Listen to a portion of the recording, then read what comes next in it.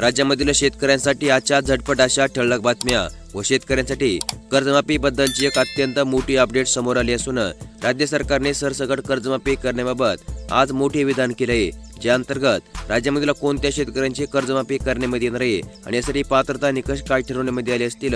यासोबतच तुम्हाला नमो शेतकरी योजनेचा हप्ता वाटप करण्याची आता अखेरकार तारीख समोर आली असून 2024चा थकीत पीक विमा, या वर्षीची अतिवृष्टी नुकसान भरपाई, रखडलेले सोयाबीन कापूस अनुदान, नमो शेतकरी योजनेचा 7वा हप्ता, पीएम किसान योजना, लाडकी बहीण योजना आणि आजचा हवामान अंदाज या प्रकारच्या सर्व शेतकरी आणि शेती संबंधित बातम्या पाहण्यासाठी तुम्हाला फक्त आजचा व्हिडिओ शेवटपर्यंत पाहायचा आहे।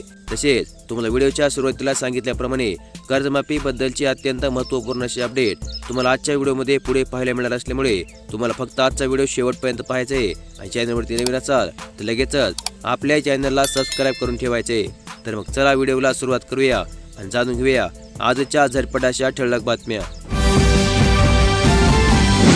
आजची पहिली ठळक बातमी ही पीक विमा योजनेसंदर्भात आहे। मुदतवाढीनंतर देखील पीक विम्यासाठी आतापर्यंत निम्मे अर्ज प्राप्त झाले आहेत। प्रधानमंत्री पीक विमा योजनेअंतर्गत 1,48,309 शेतकऱ्यांचा सहभाग। राज्य सरकारने पीक विमा भरण्याची मुदत 31 ऑगस्ट पर्यंत वाढवली होती। या तारखेपर्यंत 1,48,309 शेतकऱ्यांचे 2,89,176 अर्ज आतापर्यंत दाखल झाले आहेत। पावसाने पिकांचे अतोनात नुकसान झाले असता शेवटच्या टप्प्यामध्ये पीक विमा भरण्याला शेतकऱ्यांची पसंती दिली। गत वर्षीच्या तुलनेमध्ये आता यंदा जवळपास निम्मेच अर्ज प्राप्त झाले असल्याची माहिती सध्या कृषी विभागाच्या मार्फत पुढे येत आहे आणि यामुळे आता कृषी विभागाला एक पेच पडला आहे की आता या शेतकऱ्यांचा पीक विमा कशा प्रकारे वाटप करायचा आणि ज्या शेतकऱ्यांचे नुकसान झाले असून देखील त्यांनी अर्ज दाखल केला नाही यांना नुकसान भरपाई कशा प्रकारे वाटप करण्यामध्ये येईल। या वर्षीच्या कापूस उत्पादक शेतकऱ्यांसाठी एक अत्यंत महत्त्वपूर्ण अशी बातमी। कापूस कोंडी टाळा, कपास किसान ॲपच्या माध्यमातून तात्काळ नोंदणी करा। यंदा कापसाला 8,100 रुपयांचा हमी भाव। या हंगामामध्ये केंद्र सरकारने जाहीर केलेला हमी भाव आता मागील वर्षापेक्षा जास्त आहे।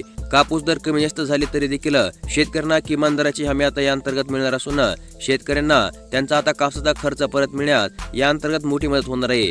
हमी भावामुळे कापसाच्या बाजारभावामध्ये अनिश्चितता असली तरी देखील शेतकऱ्यांना नुकसान सहन करावं लागणार नाही। याबरोबरच नोंदणी करताना काही महत्त्वाची कागदपत्रे आता शेतकऱ्यांकडे असणे आवश्यक असणार आहेत। त्यामध्ये शेतकऱ्यांचे आधार कार्ड, 7/12 उतारा, ई पीक पाण्याची नोंद असलेला 7/12, आधार लिंक केलेले बँक पासबुक आणि सक्रिय मोबाईल नंबर अशा प्रकारची कागदपत्रे आता शेतकऱ्यांना अनिवार्य असणार आहेत।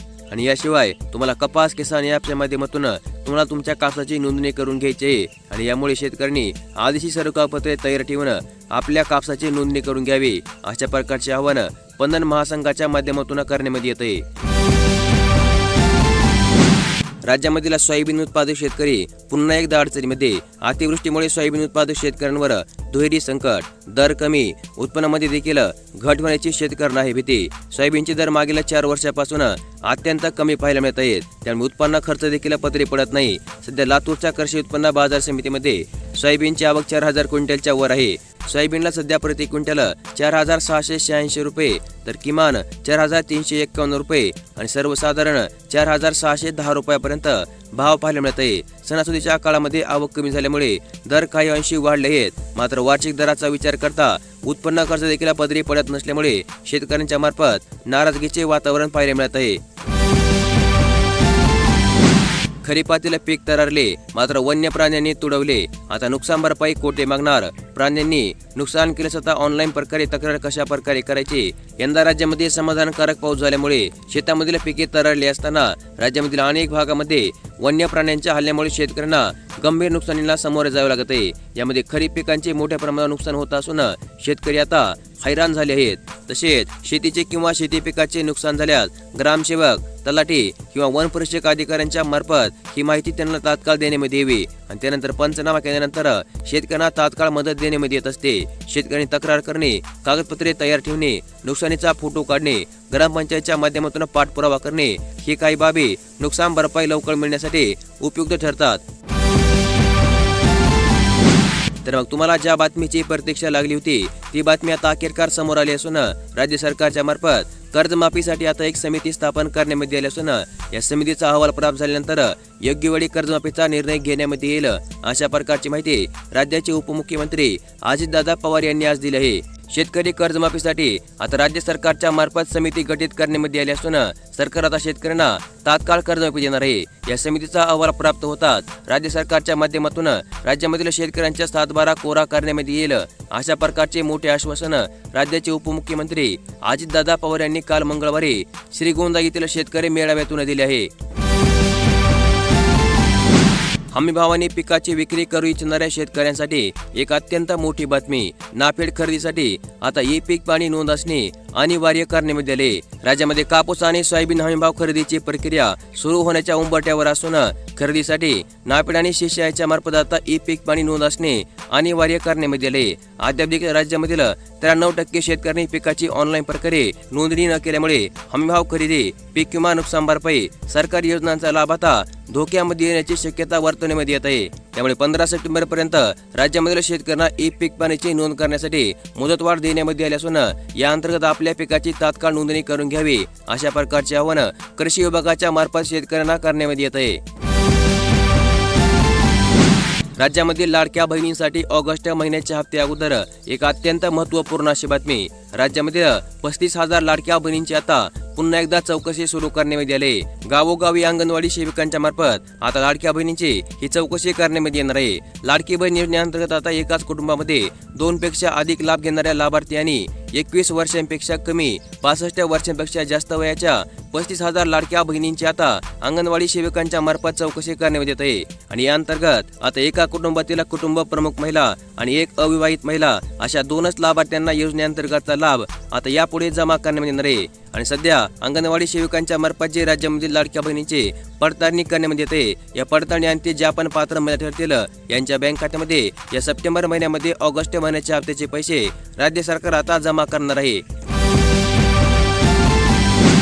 पीक विमा 2024च्या प्रतीक्षेमध्ये असणाऱ्या शेतकऱ्यांसाठी एक अत्यंत मोठी खुशखबर। पीक विम्याचे 49 कोटी रुपये 4 दिवसांमध्ये शेतकऱ्यांच्या बँक खात्यामध्ये जमा होणार।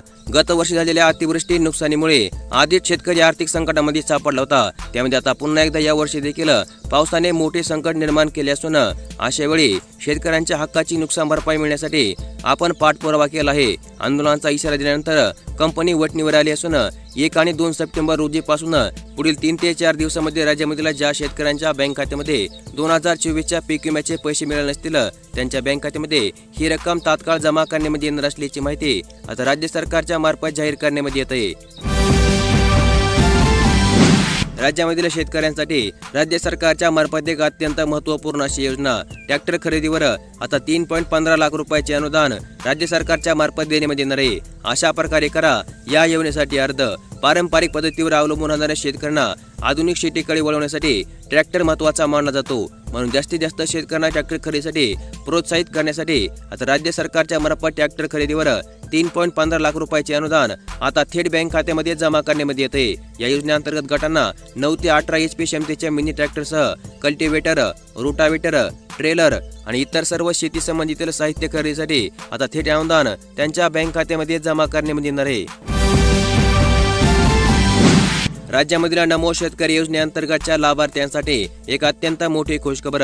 नमो शेतकरी योजनेचे 2,000 रुपये आता या दिवशी तुमच्या बँक खात्यामध्ये मिळणार। 1,792 कोटी रुपये राज्य सरकारने मंजूर केले असून याचा शासन निर्णय म्हणजे GR या ठिकाणी प्रकाशित करण्यामध्ये आला आहे। केंद्र सरकारच्या PM किसान योजनेचा 20वा हप्ता 6 ऑगस्ट रोजी राज्यामधील शेतकऱ्यांच्या बँक खात्यामध्ये जमा झाला होता आणि यानंतर पुढील 3 ते 4 दिवसांमध्ये राज्य सरकारच्या नमो शेतकरी योजनेचा 7वा हप्ता देखील राज्यामधील शेतकऱ्यांच्या बँक खात्यामध्ये जमा होईल अशा प्रकारची शेतकऱ्यांना अपेक्षा होती। मात्र अद्याप देखील या योजनेच्या 7व्या हप्त्याचे पैसे तुमच्या बँक खात्यामध्ये जमा झाले नाहीत, परंतु आता राज्य सरकारने 1,792 कोटी रुपये मंजूर केले असून ही सर्व रक्कम पुढील 3 दिवसांमध्ये तुमच्या बँक खात्यामध्ये जमा करण्यामध्ये येणार असून 6 सप्टेंबर पर्यंत ही रक्कम तुमच्या बँक खात्यामध्ये जमा करण्यासाठी राज्य सरकारने आश्वासन दिले आहे। आणि या अंतर्गत नमो शेतकरी योजनेचा 7वा हप्ता म्हणजे 7व्या हप्त्याचे 2,000 रुपये तुमच्या आधार संलग्न बँक खात्यामध्ये आता येणाऱ्या 6 तारखेला जमा करण्यामध्ये येणार असून आता तुमची कुठेतरी प्रतीक्षा संपली आहे। तर मग चला जाणून घेऊया आजचा हवामान अंदाज। सप्टेंबर महिन्यामध्ये 109% पाऊस, तर या भागामध्ये भूस्खलन आणि पूर परिस्थितीची शक्यता हवामान विभागाच्या मार्फत वर्तवण्यात येते। भारतीय हवामान विभागाने संपूर्ण सप्टेंबर महिन्यामध्ये पाऊस कसा असेल याचा एक अंदाज व्यक्त केला असून हवामान विभागाच्या अंदाजानुसार आता सप्टेंबर 2025 मध्ये मासिक सरासरी पाऊस 176.9 मिलीमीटर आणि दीर्घकालीन सरासरीच्या 109% पेक्षा जास्त होईल अशा प्रकारचा अंदाज वर्तवण्यात येते। आणि या अंतर्गत राज्यामधील मराठवाडा, पश्चिम महाराष्ट्र आणि विदर्भातील काही जिल्ह्यांना सतर्कतेचा इशारा म्हणजे येलो अलर्ट जाहीर करण्यात आला असून राज्यामधील शेतकऱ्यांनी आपापल्या पशुधनाचे आणि शेती पिकांचे रक्षण करावे अशा प्रकारचे आवाहन देखील कृषी विभागाच्या मार्फत करण्यात येते। तर मग अशा प्रकारच्या आजच्या दिवसभरामधील झटपट अशा ठळक बातम्या आज आपण या व्हिडिओमध्ये पाहिल्या आणि अशाच प्रकारच्या दररोज बातम्या पाहण्यासाठी लगेच आपले चॅनल सबस्क्राईब करून ठेवा। नोटिफिकेशन बेलला ऑल वरती सेट करा आणि आजचा व्हिडिओ देखील लाईक करा। धन्यवाद।